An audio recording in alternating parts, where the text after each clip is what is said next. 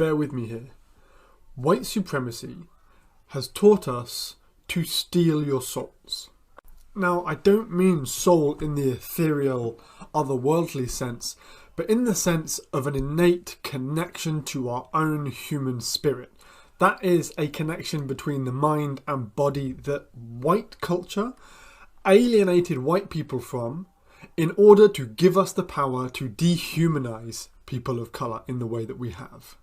Because we lack that incredibly meaningful connection with ourselves, we steal and appropriate that from other cultures around the world. We love these expressions of soul and spirit, but hate that we can't do it and resent you for that. We love to have it, but hate when you have it. I'm trying to express this another way, but it's hard. It is necessary for human beings to express their emotions and to feel their feelings. Those feelings flow through us as a form of communication from within our bodies. It's a balancing process. It's about life regulation and good health. But huge portions of particularly white cultures have tried to sever our connection from those feelings and suppress them with kind of intellectualization and like mind over matter. And that's been really unhealthy for us on a psychological level because those feelings are fundamental to our well-being.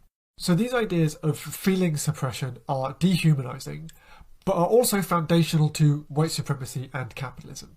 So this disconnection with our feelings can, for some people, go so deep that when they see people of other cultures expressing their feelings happily and easily, they get really angry about that and hate on them just for that expression of self. I believe that all religious, spiritual or divine experiences human beings have ever had are the result of our innate connection to the universe.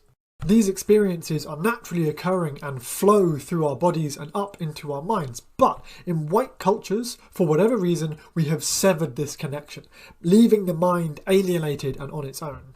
This was utilised as a form of population control and during colonial times was used to weaponise white people against black, indigenous and people of colour.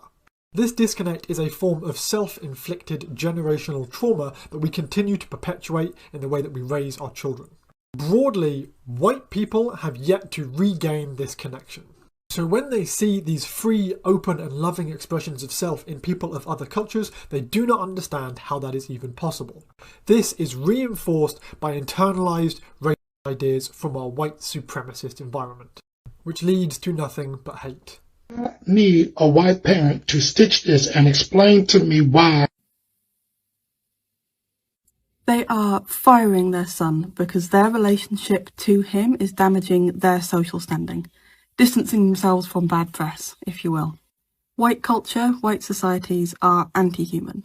To do all the shit we did, we had to disregard our innate value system and assign a new one to all humans and human relationships based in proximity to and perpetuation of whiteness.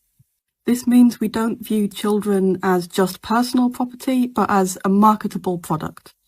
An investment that is supposed to pay off in bringing social esteem or security later in life. An empty extension of the self to fill with standardised skill whose achievements you then take credit for throughout their life. But they never intend to be accountable for their own and therefore their representatives' failures.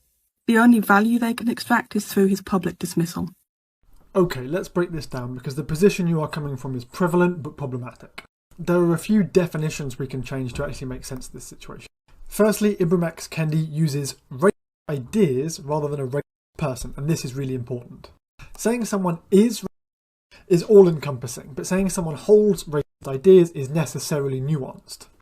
As white people living in a systemically racist environment, we cannot help but internalise ideas.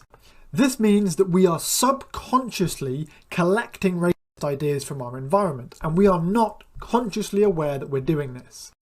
It is critical to accept that the conscious mind does not know everything about what is happening within our minds, because it is only the tip of the iceberg, and the vast majority of our thinking happens non-consciously, and this is highly vulnerable to biases that have been internalised on a non-conscious level. Separate yourself from your thoughts. You don't need to be explicitly taught to hate when the entire system within which we reside is built on hate and the exploitation of others. The human mind learns far more from environmental factors than it does from explicit instructions, and we are not consciously aware of this. This happens without us actually needing to do anything. This is why the human mind is so brilliant and has been able to achieve so much. This, however, is also a massive problem when the environment you are in is toxic as f***. We need to learn to listen to the voices of the BIPOC community because they have been telling us this all along.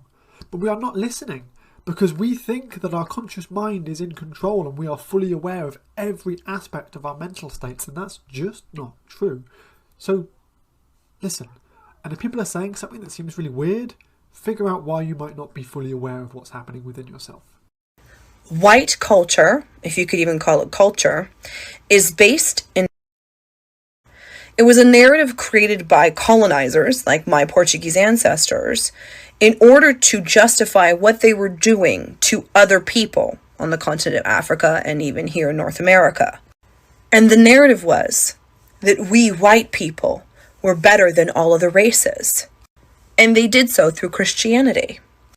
They took the Bible and different scripture verses, twisted it around in order to fit the narrative of colonialism and white supremacy, and also the patriarchy. And the patriarchy is white man in power. White supremacy is white man in power. Colonialism is white man in power. And Christianity, for the most part nowadays, is white man in power.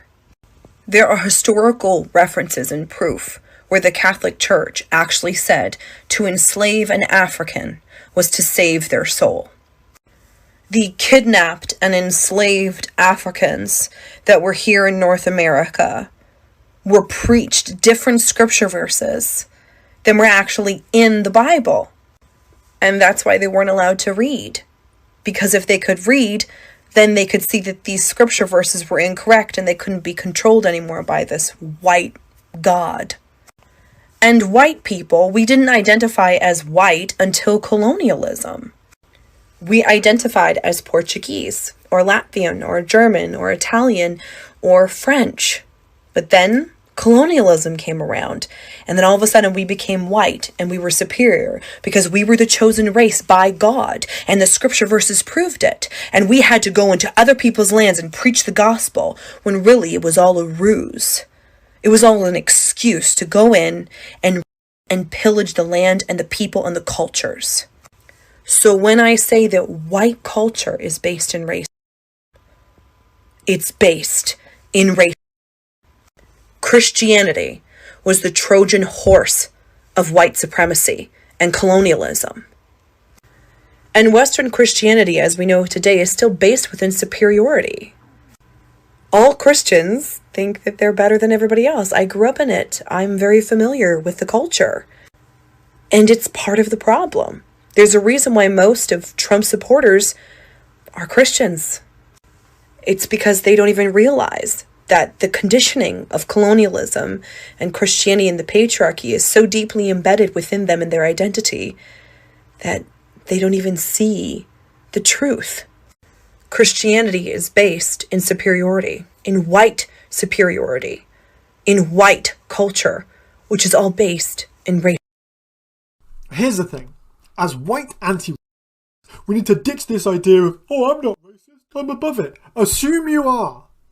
You have internalized ideas that you are unaware of, and rather than saying, oh no, I'm better than that, be ready to deal with the consequences of those racist ideas coming forth.